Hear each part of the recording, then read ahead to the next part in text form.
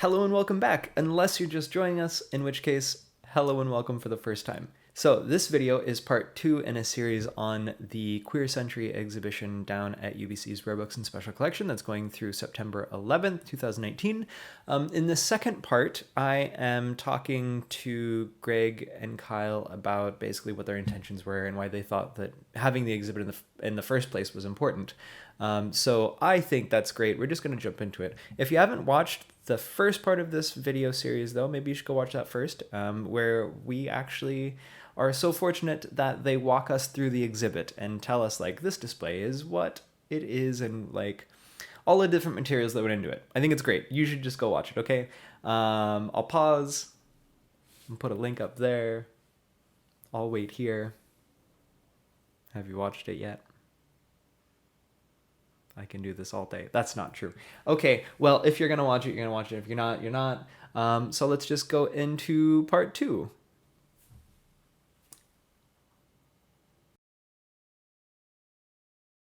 I think one of the initiatory impulses for doing this project was actually from an interview that I did a few years ago when we acquired that copy of Teleny and another book. And I was asked, with a straight face by the person, "Oh, so there were gay people back then?" in 1893, and I was sort of flabbergasted by the question because, of course, there have always been sexual minorities throughout human history since forever. And I thought, well, here we are, we're a major university, we've got this great collection, and we have an opportunity, with the anniversary this year, the dual anniversaries of Canadian decriminalization and the anniversary of Stonewall riots or uprising, to commemorate queer lives and cultural expression in a historical way.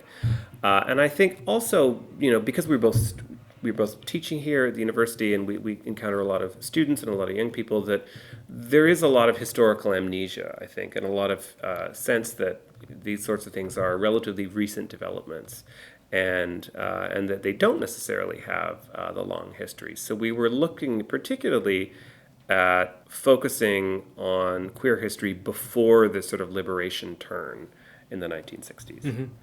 We both, as humanities folks, really love libraries as well. So both Greg and I are involved with things happening at the library, including here at Rare Books and Special Collections at UBC. And one of the things we wanted to do, because we regularly use these kinds of materials that are available in collections like this, not just at UBC, but for our own work, we also visit other libraries and archives. And we wanted to let people know about the kinds of things that we have here in special collections at UBC. And as we continued to amass some of these materials and also to rediscover some of the things that we actually didn't know that we had in UBC's collections, we thought, there's really a critical mass of stuff that we could actually put on display. First of all, in a collecting initiative with the Queer Collections Project, which is the larger umbrella thing under which the exhibition was produced, but also then as a public-facing thing, and the Congress of Humanities and Social Sciences gave us the opportunity, or really the impulse and a little bit of the spark, to pull together this exhibition that we could then show to a lot of people. So one of the really exciting things was also the discovery, right? Discovering the stuff that we didn't know we had. And I think this is something that I hope a lot of libraries are going to be looking at doing, is taking a closer look, because if you look only with certain search terms, you're only going to find certain things. But of course, a lot of items belong to different kinds of categories, right? And we've actually had some extraordinary luck, good fortune, I don't know what you want to call it, in discovering items that were not exactly hidden, but just didn't come to the fore, weren't particularly prominent. And Kyle particularly has done a lot of what we call stack rescue, actually discovering incredibly rare and valuable materials that are either in the open stacks or in storage that aren't being used, and we're transferring them to Rare Books. So that's part of the mandate here, is also to expand the collection. Yeah, we want people to know about especially Rare Books and Special Collections at UBC, obviously, because that's what's being highlighted here, but Part of what we're also showing is some of the amazing stuff that's available in libraries in general. Yep. And so by facilitating some of the transfer of some of these things that were not lost, of course, because they were in the library collection, but that were hidden in a certain way or weren't extremely available, or in some cases were perhaps too available, were by putting them into rare books and special collections, we're actually ensuring them and making sure that they could actually be maintained and properly highlighted and then kept in the collection long term. Yeah, so preservation is not the enemy of access. Right. That's another thing that is, I think it's important to remember, is that preservation is forever. And to maintain access to the material itself has to be kept in good shape. And so we're quite enthusiastic about that too. It's very difficult, just in general. I mean, this was my first exhibition of this scale, working on something like this, and so it was interesting to go through the process. We were lucky to have a large amount of material here in the collection, and we can talk about some of the acquisitions that we did as well. But the main difficulty was probably the sheer amount of material that we had to sift through, and then trying to find salient categories that we would then use as organizing principles for the actual exhibition. So we love the exhibition, we're very proud of it, but the exhibition is also only the tip of the iceberg of our collection, which is also, it's exciting, but it was also somewhat daunting when we had to go through it all to actually try to figure out what we were going to display. So in some ways, it's like library world in miniature, right? What we're doing is we're organizing information by finding the various categories that would contain that information and help to explain it. So that was the sort of curation principle, right? We were looking at queer cultural expression in this 100-year frame. We wanted to have it so 100 years before the liberation turn, in 3 languages, in English, French, and German. Those were sort of our basic broad parameters, and within those parameters we then moved down to smaller categories basically, and looked at various kinds of themes and trends and patterns in a lot of this material. And we found, for instance, that the sexology and legal and medical material was way more prominent back then than it would be, say, today. The same with coded material or clandestinely circulated material, those modes all again speak to how queer people's lives were organized and how their art or not art. I mean, there's both creative work and non-creative work in the exhibition. How those things were produced. So, an understanding, I guess, also an intuitive understanding, I think, of queer history in that time period, I think, helped us and informed how we organized the material. We also have a few things in the items in the display that speak particularly to strengths in UBC's own collection, like the Jane Rule material, for instance. I mean, her work is better represented here than anywhere else. So we thought it made total sense to devote a display case to her. Yeah, we wanted to hit highlights of both the history and UBC's concentrations in particular. So strengths at UBC, but also giving somewhat of an overview of important historical trends, which also illustrates some of the difficulty that one encounters doing this kind of work. A challenge that we also had was always to make sure that we're representing women in particular. So one of the things that we wanted to be aware of was the prominent and continuing and very prevalent bias toward gay male experience and male experience in general. And so we wanted to be aware of that in the collection more broadly, but also in the exhibition, to always try to make sure we're hitting more points than just that. So the gay male experience or the homoerotic male experience is often the most prevalent. The most people wrote about it. Those men often had, of course, more access to writing, the ability to write about their experiences, those things were circulated more, and so that is also reflected in our own collection and like a lot of other collections. So that was something else that we wanted to try to illustrate by showing a range of materials so that we could represent not just the stereotypical thing, the arc of gay male experience, because it's a lot more complicated than that. Privilege works in all these different complicated ways, right? And even, historical gay men who were, obviously squished by and oppressed in all sorts of ways still had more access to privilege than than queer women, right? So and that access to resources and that privilege is also invariably reflected in library collections.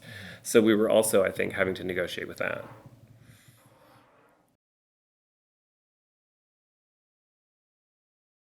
I think that's also a broader philosophical question. I mean, that's the question about why does the past matter?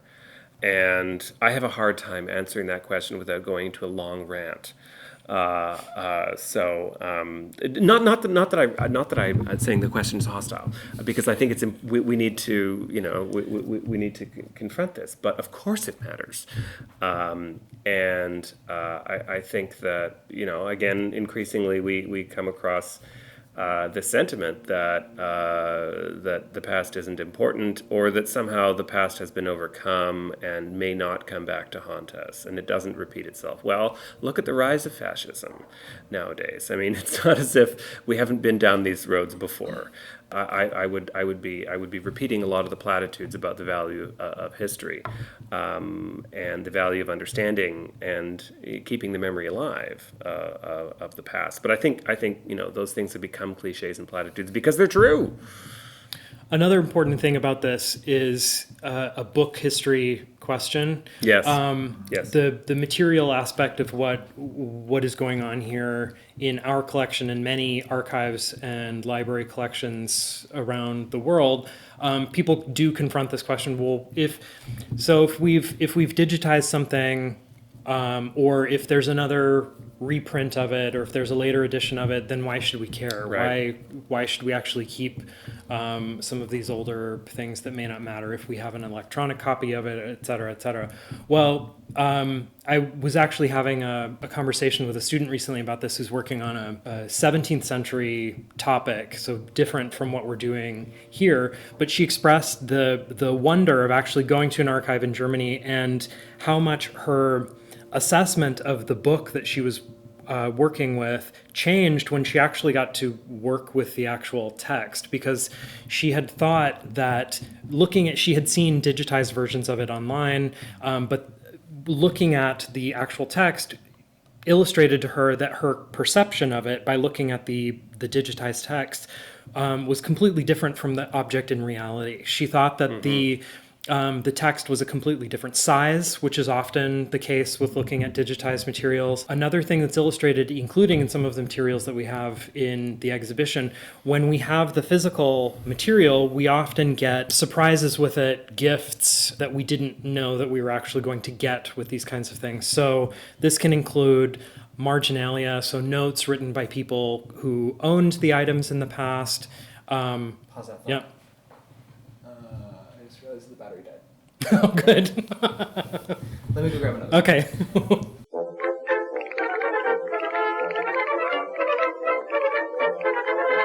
So as you were saying, putting a pin into the value of not ephemera, but the stuff that comes along with the things you weren't expecting to find.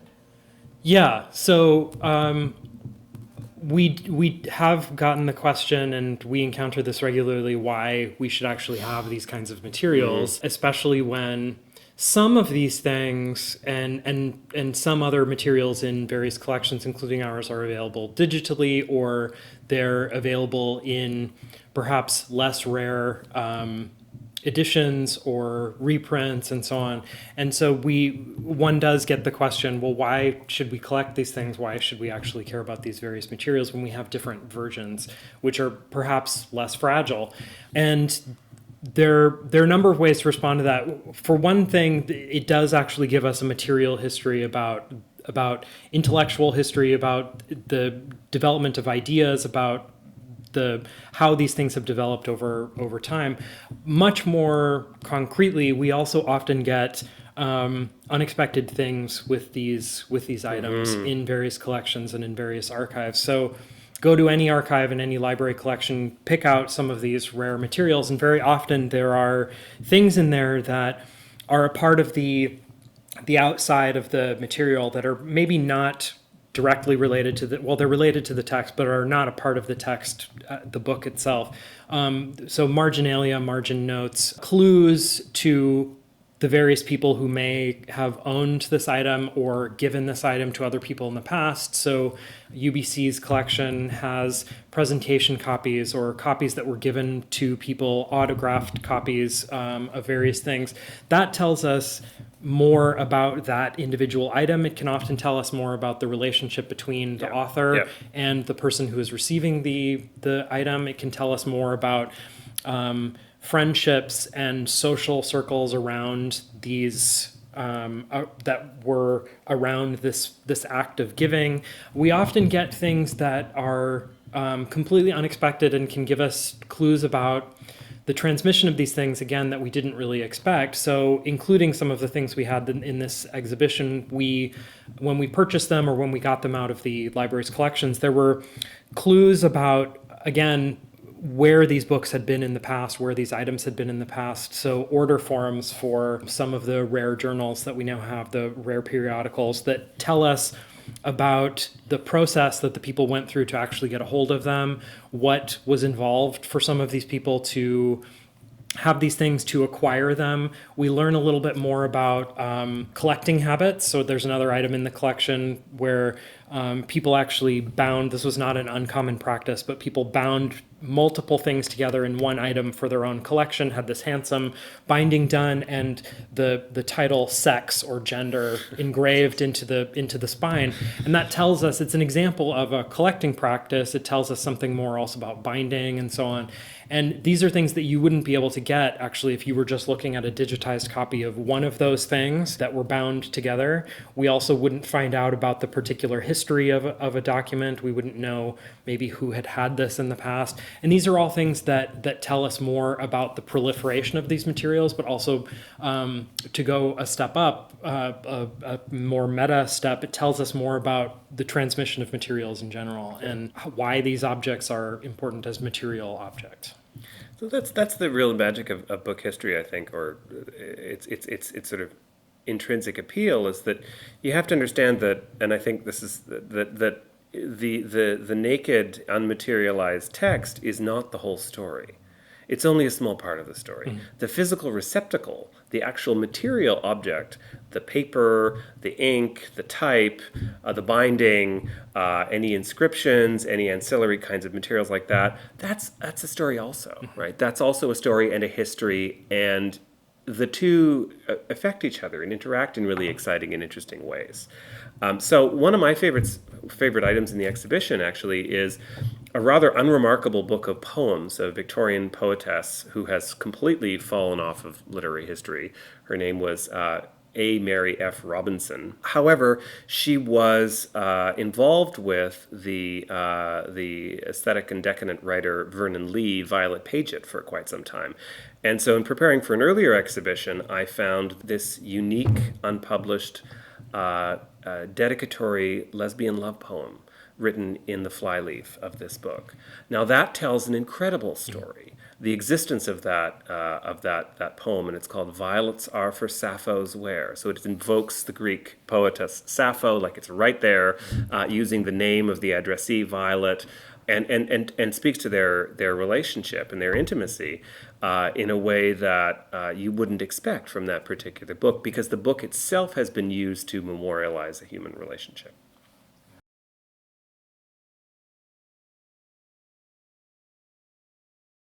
Well, it matters to me because this is the kind of stuff. I mean, it matters to me because this is the kind of stuff that my mental space is occupied by a lot of the time. This is my professional interest. I'm interested in reinterpreting past cultural production for present day audiences, I guess. I mean, I guess that's a sort of standard way of putting it. But I also find the past really fairly fascinating and really, really magic. And the thing about these items is that they're all time machines. They transport us back to a place or a different time in the same place or not. I don't know. The metaphors get mixed there, but there's a real special magic to that. And to have all of these items, all of these time machines together, I think really does cause us to reflect on our present and how the two things are really intertwined. And I like old stuff. I'm queer, so there's that as well. Yeah, this relates to my own professional interests as well. I mean, this is something that I also think a lot about. These are the kinds of things I'm also very interested in when I go to museums and libraries and archives and so on. Personally, also, these are the kinds of things that I really would have wanted to see when I was younger. Yeah. And we're still, part of the story that we're telling with this exhibition is the various developments, sometimes regressive, sometimes progressive, over the history of sexuality in the time period that we're looking at. And we wanted to show continuities and discontinuities and how some things repeat for better and for worse, but we're still not in a place where people can feel comfortable about all of the things that we're talking about in this exhibition and in the collection more broadly. And there are still lots of people who would like to see themselves reflected more in things that they look at, and to know that there's a lot of history, there's a lot of emotion, there's a lot of affective power behind who people are today, and that there's actually a continuity to that, again, sometimes for better and for worse, with a lot of things that have happened in the past. And so doing something like this and putting on an exhibition like this shows it serves not just an intellectual purpose, it also serves a kind of empowering purpose. It's also putting something on display that I think still needs to be put on display and still needs to be talked about more.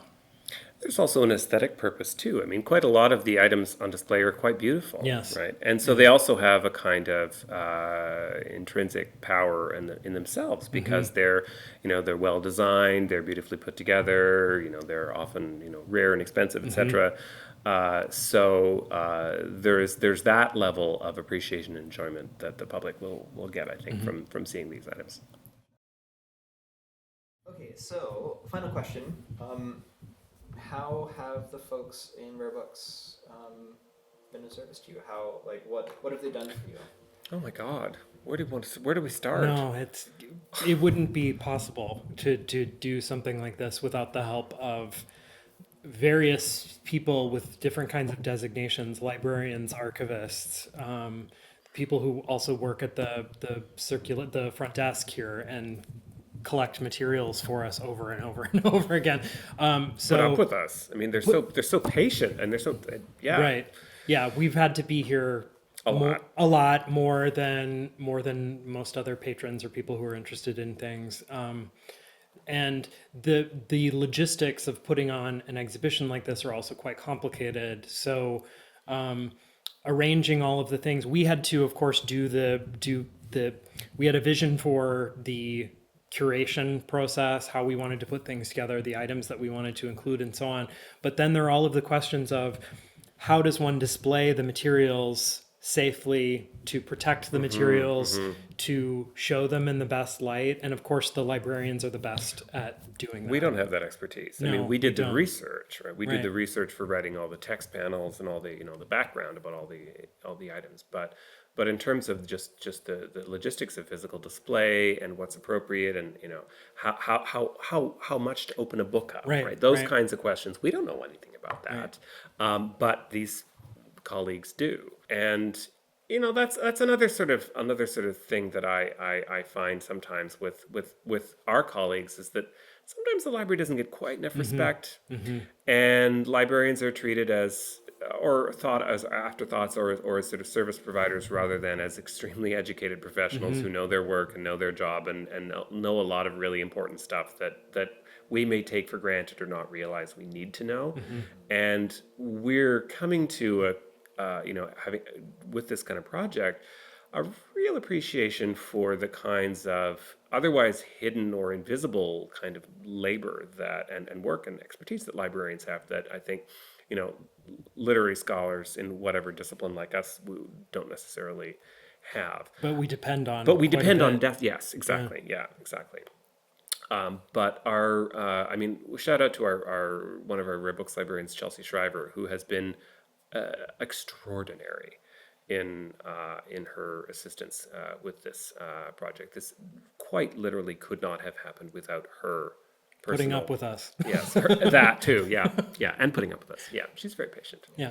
I didn't say this explicitly before, but one of the things we're trying to show with this, or that we want to highlight, is actually the role of collections like this, or the role of libraries more generally, but the fact that we're a public institution, so these items belong to the people of British Columbia, and this is something that's open to the public. So anyone who is interested in these materials can, of course, come in. Because it's a special collection area, you have to deposit your items in a little locker, which everyone has to do. But otherwise, everyone is able to come in here and look at the materials. And also beyond the things that we have in the exhibition, this is their collection as well. These things are open to the public. And so we want people to know that these things are available to them for their interests. Awesome. Yeah. Cool. All right. Well, thank you both so much. Ooh, wasn't that so good, y'all? I think so. Again, thank you so much to Kyle and Greg for being willing to sit down and talk to me about the exhibit and for giving me a walking tour. Thank you to Chelsea Shriver out at Rare Books and Special Collections for helping them put it together, and to everyone who was involved in this. This was stellar. So if you liked this video and the video of getting a tour of the exhibit, you might also like this video, link up there, where I did a very similar thing out at Toronto Public Library's Merrill Special Collection. It is excellent, and it is another great chance to kind of see how the curatorial process works, and how special collections and libraries decide what they should be holding, and the fact that this service that they provide is for everyone. It's for the public. So have a look at that, again, up there. But other than that, that's it. Let me know if you have any questions down below, or tweet at me at stacks@facts. And until next time, thank you so much for watching, and don't forget to ask questions. Okay, bye.